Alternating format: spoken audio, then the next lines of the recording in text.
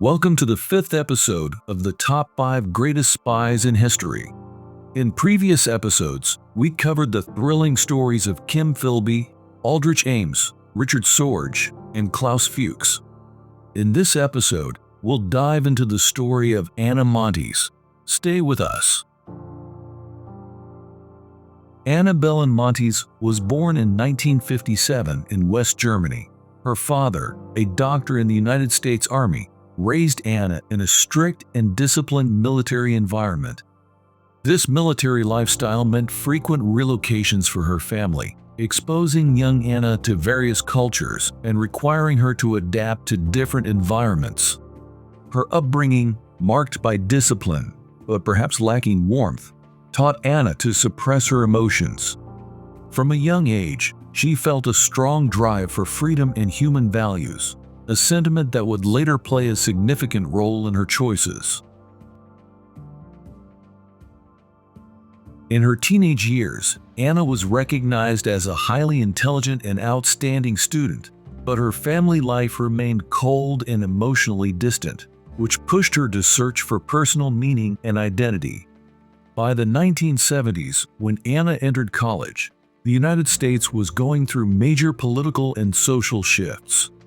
She enrolled at Johns Hopkins University, studying international relations, where she grew deeply critical of United States foreign policies in Latin America. This resentment gradually drew her closer to socialist ideologies.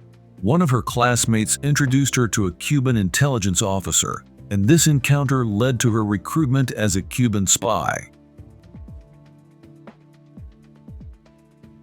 After graduating, Montes joined the Defense Intelligence Agency, DIA, as an analyst. From day one, she was fully committed to working as a spy for Cuba.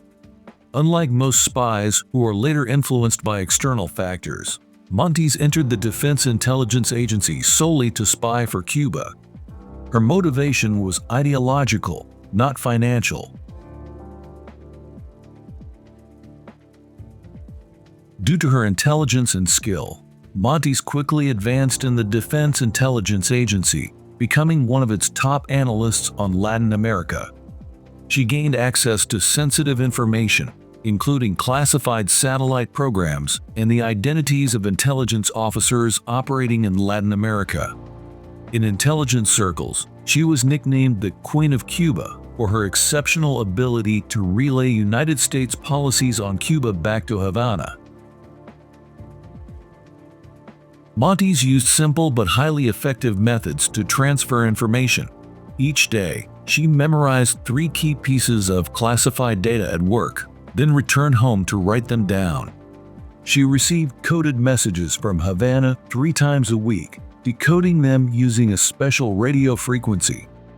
These messages, encrypted with a series of numbers, were decrypted in her home.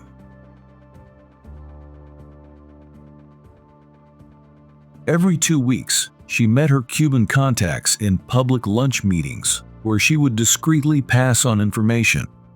Her techniques were so subtle that the Federal Bureau of Investigation found it challenging to detect her activities, allowing her to spy undetected for 17 years.